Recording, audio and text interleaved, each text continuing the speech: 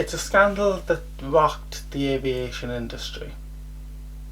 2 brand new aircraft crash as a result of hidden software designed to prevent an accident. What really happened to the 737 MAX? And how could such a highly regarded aircraft manufacturer like Boeing get it so wrong?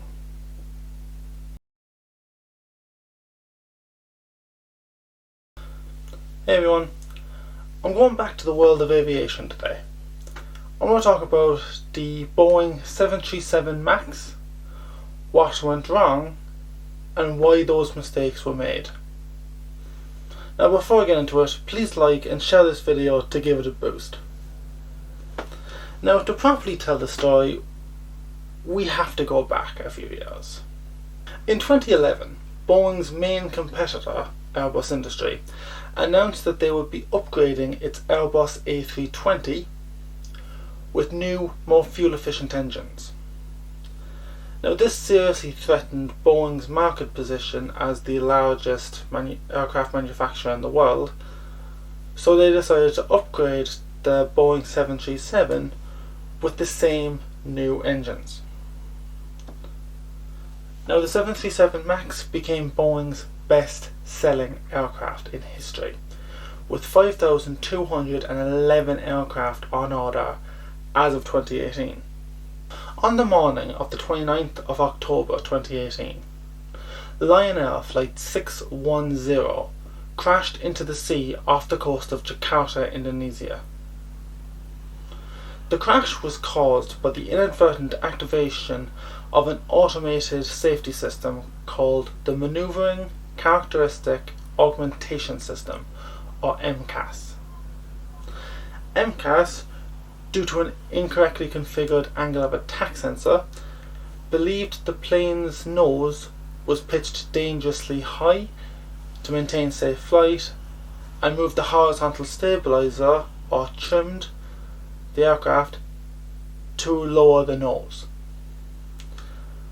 This caused the plane to go into a steep nosedive and resulted in a crash in the sea. So what was the problem with the design of the Boeing 737 MAX? Well, the issue was the size of the engines. The engines were actually too big to fit where the previous engines were placed, because the previous engines actually hung a lot lower on the wing. Problem was the landing gear was too short to be able to accommodate it, and they couldn't increase the size of the landing gear. So what they did, they moved the engine forward and up into the position it's in now. While that solved one problem, it created another. When the plane went nose up, the new aerodynamics caused by the bigger engines moved up meant that the plane's nose could sometimes pitch a lot higher than it was meant to. This could result in a stall. Now a stall occurs when a plane reaches a speed so slow, or the plane is pitched too high, that the wings can't generate the lift needed to keep the plane airborne, and the plane will essentially drop like a rock. Stalls are very dangerous, and they have caused numerous accidents. So having a plane that pitches up quite high which could cause a stall, not a good thing.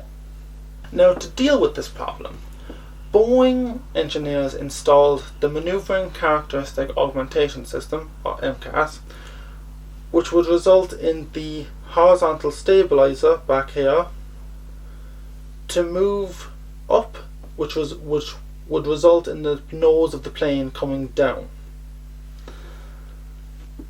However, due to a faulty angle of attack sensor, which are like wind vanes on the front here, the angle of attack sensor read that the plane's nose was pitched dangerously high. This triggered the MCAS system to trigger, putting the plane in to go nose down. Only issue is it wasn't actually nose high, so the MCAS pitch the plane's nose to below the horizon, and in some cases it actually put the nose into a 40-degree nose down angle, which is terrifying. A plane's nose isn't supposed to go down lower than 5 degrees or 10 degrees, I think. So to have it to go down to 40 degrees, I can only imagine what the passengers and crew felt when the plane pitched down that much. Now, Boeing made many faulty assumptions with regard to the MCAS system. They believed that the crew would be able to identify the problem as what's called a runaway stabilizer, which is the stabilizer moving fully up or fully down in one go, and they can't move it. Only problem was they could, and that's why it was hard to actually identify it as a runaway stabilizer. Boeing assumed that they would identify it as a runaway stabilizer and take the following steps to recover. Number one was pull back the control column to level the aircraft. 2, identify the runway stabilizer using the automated movement of what's called the trim wheel, which is in between both pilots, and you can actually see it on simulator runs of the MCAS system triggering. The trim wheel spins like mad, and it makes quite a distinctive sound. And that would alert them that the stabilizer is moving on its own, the automated system is moving it. And that, as a result of that they would disengage the automatic trim to prevent the autopilot from manipulating the stabilizers. The crew of Flight 610 failed to identify the problem with the stabilizer and therefore never disengaged the automatic trim. Now, I will put a link to a video that the 2 air crash investigators did on the accident, and focusing mainly on the black box recordings of Flight 610. It's a podcast done by 2 former NTSB investigators, John Golier and Greg Feith, 2 investigators that I've seen quite a few times in accident reports that I've read, so they know what they're talking about, and they go into really significant detail on the pilot error aspect of the flight, because there was quite a bit of pilot error in the actual flight, which ended up causing the accident.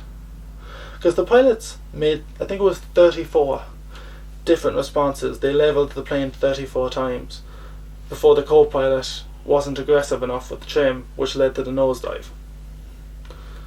So I'll leave that in the card above. It's really interesting. It's about an hour long, and I really do recommend you watch it if you're interested.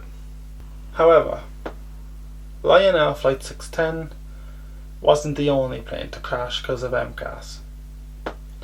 5 months after the Lion Air crash, Ethiopian Airlines Flight 302 slammed into the ground in Ethiopia. This time, the angle of attack sensor physically broke off, which resulted in similar bad data that the Lion Air crew got, which resulted in the plane pitching down in the same way.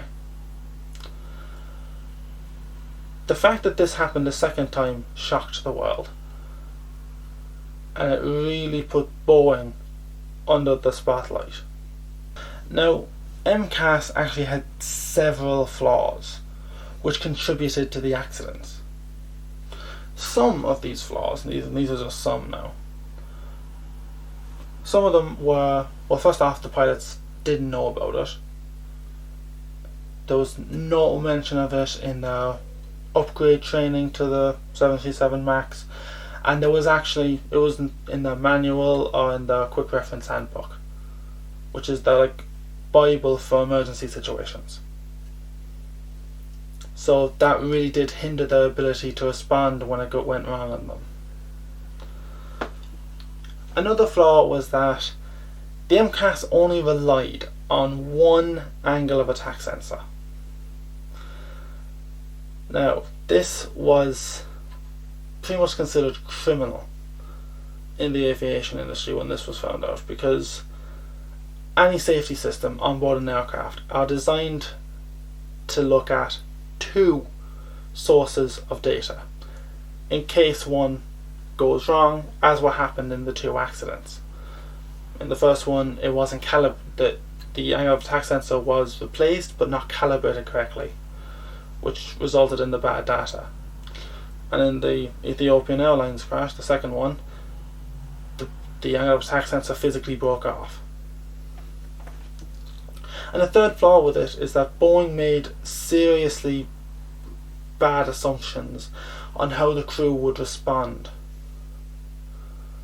and they turned out to be fatally incorrect. So now again, I'm going to say it, with the first crash especially, it wasn't just MCAS. There was quite a bit of, it's how the pilots responded. They responded in a very poor way.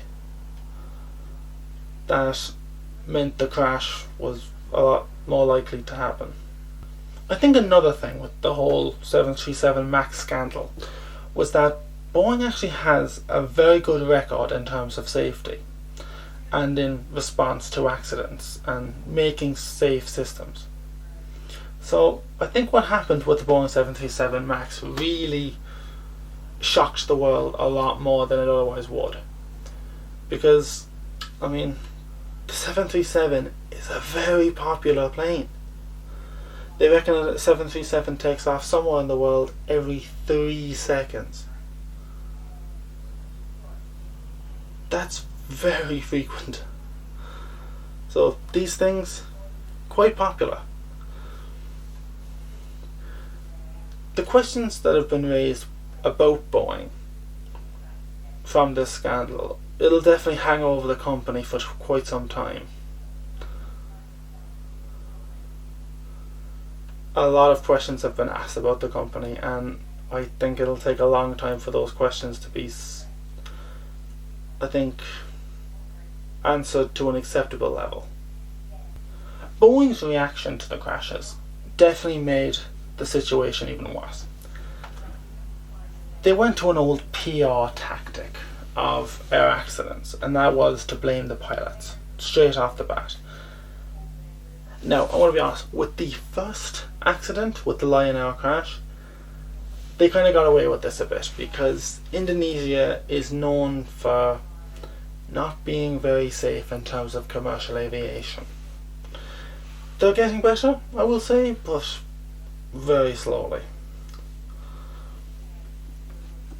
I think it was a couple of times when the EU completely banned Indonesian airlines from flying over European Union airspace.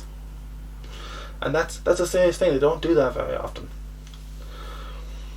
So I think the poor record of Indonesian aviation and the poor record of Lion Air itself meant that after the first crash, people kind of accepted that. However, when they tried the same tactic with the second crash, after the Ethiopian Airlines crash, that fell flat, because there's high regard for that airline in the industry. It's known for being very, very safe. It's known for being a good airline, well-trained pilots. So that didn't work, that tactic. And a lot of pilots got really pissed off when they tried to do it with that accident. In response to the accidents, Boeing made several changes to the MCAS system to ensure that a similar accident could never happen again. First, Boeing included a warning light in the cockpit to tell the pilots that the MCAS system had actually triggered, which would have been handy for the two crews that had their planes crash because of this. Boeing provided very much more comprehensive training with regard to responding to runaway stabilizer, as well as MCAS activation and how to respond to it. They made it easier for pilots to physically turn off the system, because with the original system they had to completely disconnect all the autopilot control of the stabilizer to stop MCAS from controlling it, and that it was possible to do, but there was a little bit of a sequence to it. While now it's just you pull one, I think it's like you pull a lever or something, or you push a button or something. I've seen it once, I can't recall which one it was. But yeah, it's a lot easier to deactivate it now. And also they've changed the system so that it relies on 2 angle of attack sensors instead of 1. Which is quite frustrating they didn't do that in the first place. As a result of the Boeing 737 MAX controversy, the aircraft has been analysed and tested like crazy to reassure the flying public that it is a safe aircraft. Many people believe that the MAX is actually the most scrutinised plane ever now, because it needs to be to reassure the flying public after the 2 accidents. It would definitely be up there for that. I think one aircraft that could compete with it in terms of how scrutinised it was Concorde.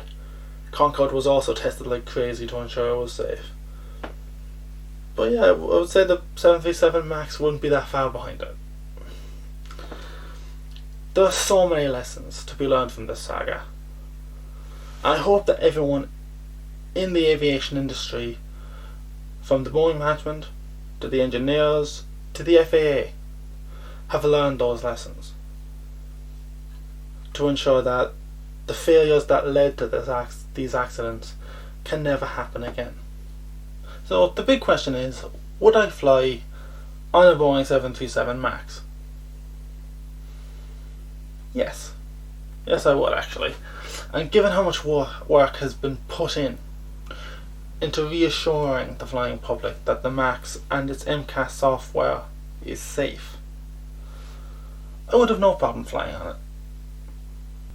So what do you guys think?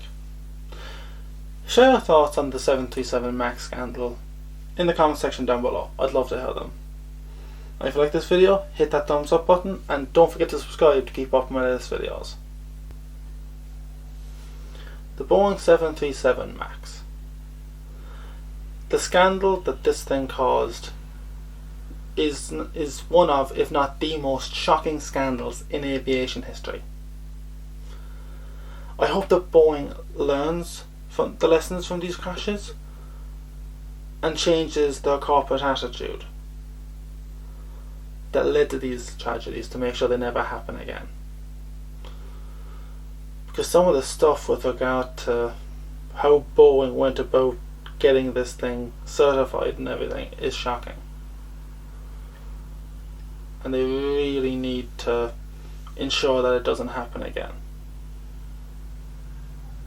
Thanks for listening, and I'll see you next time.